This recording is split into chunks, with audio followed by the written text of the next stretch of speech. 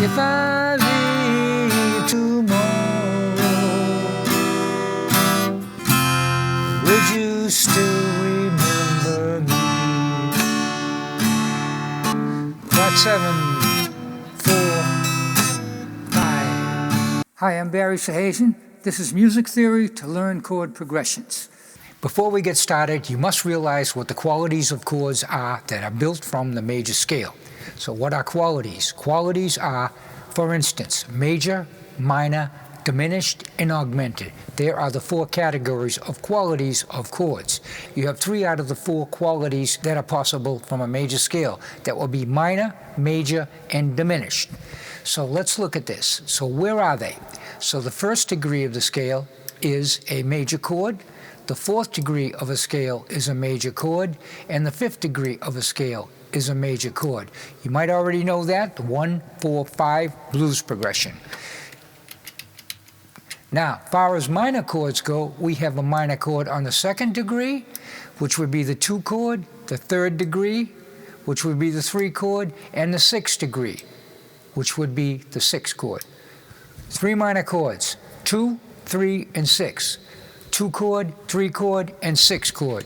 Lastly, we have the diminished chord, which happens on the 7th degree. Why is it called diminished?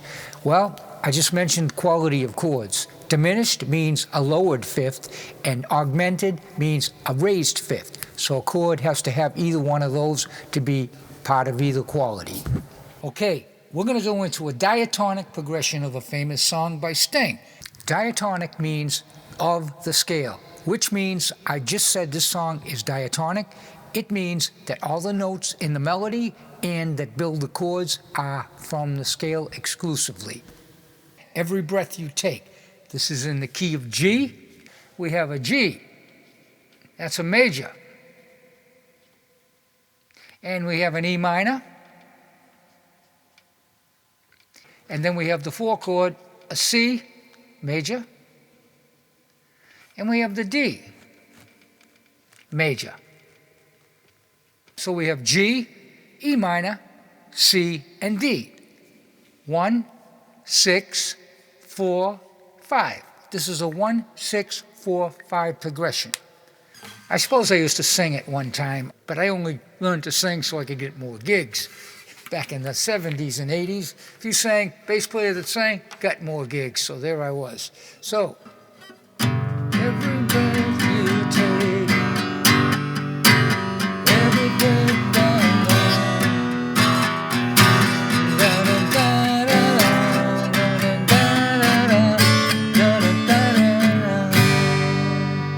that's our example for a diatonic progression.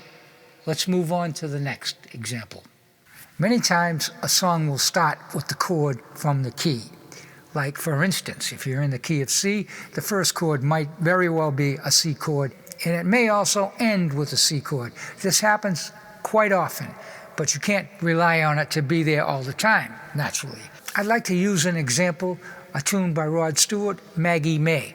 Now, this song is unique in a way that it is 24 measures long, and it has 3 sections, 8 measures apiece. Each section has a different simple chord progression in the key of C.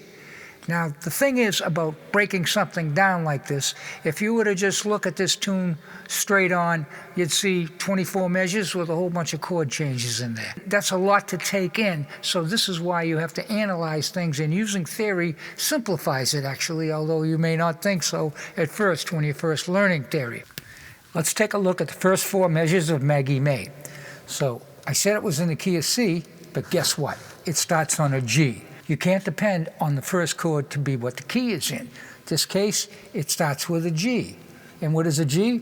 We're in the key of C, that would be the 5th degree. So we're starting on the 5th degree, and then we go to an F, and that would be the 4th degree. So you have 5, 4, and then you have a C. And then you have a C again. So here's your first 4 measures, and that would be half of the 8 measures. You repeat that over again, G, F, C, and C. There you go. Now look at that. That's not that hard to comprehend. G, F, C, C. 5, 4, 1, 1. 5, 4, 1, 1. That's your first 8 measures. You can memorize that easily just by breaking it down. Let's take a look at the second 8 measures. We'll label it right here. Second 8. Okay, so now the second 8 starts on an F. And then it goes to a C. And then it goes to an F again.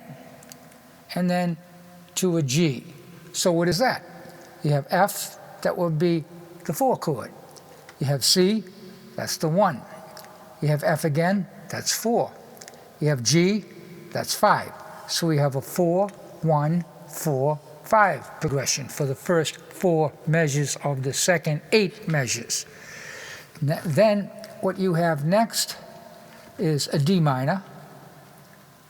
That would be a 2 chord. An E minor. That would be a 3 chord. And then you have a D minor again.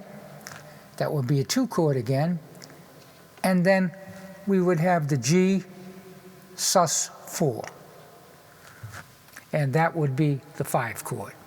So we have 4, 1, 4, 5, 2, 3, 2, 5. That's the second 8 measures of Maggie May. On to the third section, the third 8-bar section. Okay, so the first chord would be a D minor, and we know that's a 2.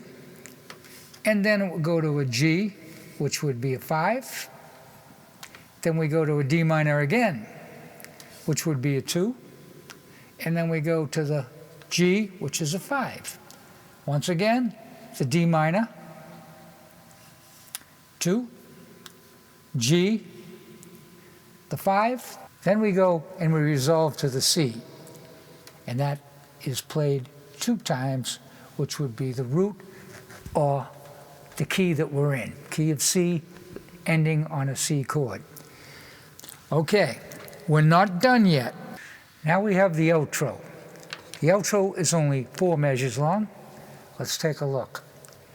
So the first chord would be a C, and that will be the 1 chord. That's easy enough. Second chord would be a D minor, 2 chord. Third chord would be the 4 chord, the F. And then the 4th chord would be a C. So you have 4 measures, and they repeat, of course, over and over until the band does whatever it wants to do, end it abruptly or maybe fade out. So you have 1, 2, 4, 1. That's the outro. Now this song I consider to be a little more involved than most diatonic pop tunes, and I attribute that possibly to Rod Stewart's co-writer, Martin Quintenton. I don't know who he is, but someone came up with these great ideas on how to make this pop tune happen harmonically with the limitations of being diatonic and still sound interesting. We're back to the key of G, and I have another example, but this one we're going to replace one of the diatonic chords with a non-diatonic chord. And this is a very popular effect. It happens all the time, and you should be well aware of it and be able to identify it when you see it. So what we're going to do is replace the 7th chord, which is a diminished, and we're going to replace that F sharp diminished with an F major triad. So now you have a flat 7 related to the scale, because F is the flat 7 of G, and it is non-diatonic, the chord, but it gives us bluesy sound, and it is used often within a diatonic progression, and most people actually still consider it a diatonic progression with a flat 7 in it.